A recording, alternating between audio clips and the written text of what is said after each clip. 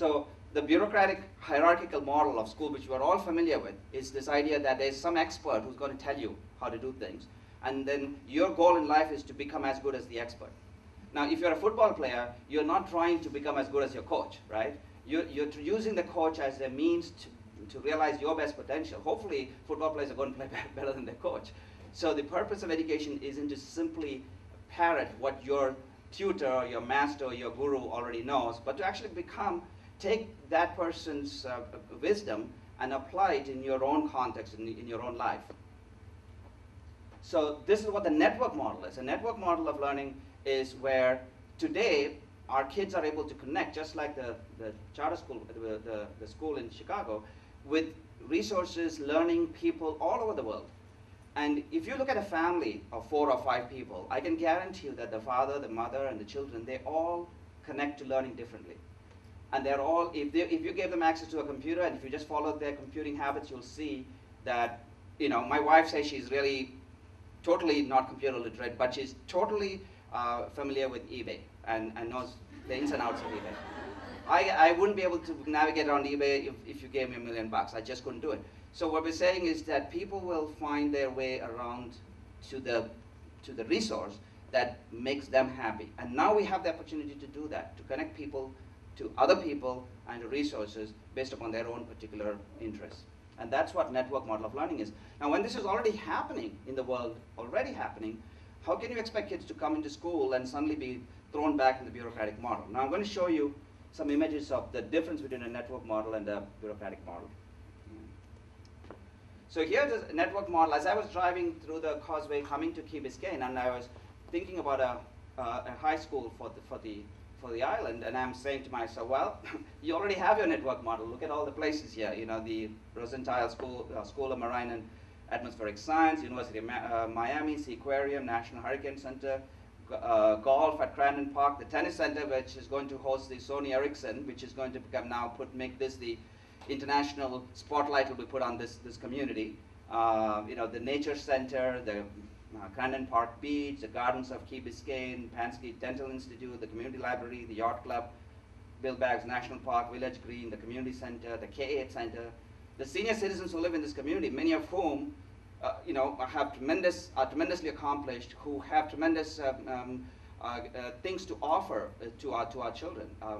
And of course, the people of Key Biscayne, who are probably your richest resource. That is your network right there. Even without leaving the island, you already have this wonderful, rich resource. Now, very interestingly, had you had $50 million and had you had 14 acres, you would have built a worse school than by not having any of those things, but by having all of this. Because now you have an opportunity to create a truly networked 21st century school that you would never have done if you had this little fortress that you could go build your traditional cells and bells, classrooms and double-loaded corridors with a gymnasium and an auditorium, and you say, okay, I've now taken care of 21st century learning. So you're far better off not having a site on which you could go out and build this monster of a high school. So the learning revolution, if you wanted to talk about what it is, it's really the idea of each student receiving a personalized education, learning different things at different times, in different places, in different ways from different people. Now compare that, and truly, when you look at the schools that you went to and our children are going to, can we truly say that that second paradigm is in place? It's not. Now, we have an opportunity, I think, in this community to put that thing in place. I mean, that's the reason I'm here. I feel that there's a great opportunity to work with you to create that second paradigm school. And the United States, by the way, lags far behind other countries when it comes to education, and particularly when it comes to education facilities. It's really, I mean, the great ideas originate in America, believe it or not, but then it's others that adopt them and put them in place. So we need to reestablish ourselves and say, hey, we can do some of these great things here. This is another key thing we need to remember. When you talk about personalized, there was this great article in the New York Times about talent. And what they found is that when you really analyze talented people, what they found was that what we thought was this natural inborn talent really was converted into two pieces. One was passion for something, and two, the willingness to work hard, honing that passion. So what we're saying is that in order to be talented, you first have to have a great interest and great desire at something, and then which will ignite your desire to work hard at it. So our kids all have something about them that turns them on, makes them excited. And as parents, it's our job to allow them to pursue that which they are already passionate about, because that's what they're going to work hard at, and that's probably their secret of their success. Now, 25 or 30 or 40 years ago, I would never give this advice to parents, but today, because of the fact that kids are going to be judged by how creative they are and what they can contribute to the society, and because they are going to be competing with a global marketplace, that's their only hope of not being a burger flipper. So that's kind of, because all those middle jobs where you got $35 an hour making automobiles, those jobs have all gone. So now you have the $5 jobs and you have the $100 an hour jobs. All those middle jobs are shrinking and disappearing. So today we have hundreds of thousands of jobs in the United States that there's no qualified people available to take, simply because our schools are not producing enough highly qualified people who can do those jobs, the kind of skills that our marketplace needs. So we've actually been following this left brain syndrome. The problem with the left brain is that the left brain is clonable. That's what China can do, and that's what India can do, and these other countries can do. So we have been focused so much on IQ over the last, 50 years. Even today, somebody with a very high IQ is considered to be smart. And we say that's wonderful, but IQ accounts for what portion of career success? Does anybody want to contribute a number? What percentage of career success can be attributed purely to IQ? Come on, throw out a number. 29%? What? 30%. What about 4 to 10%?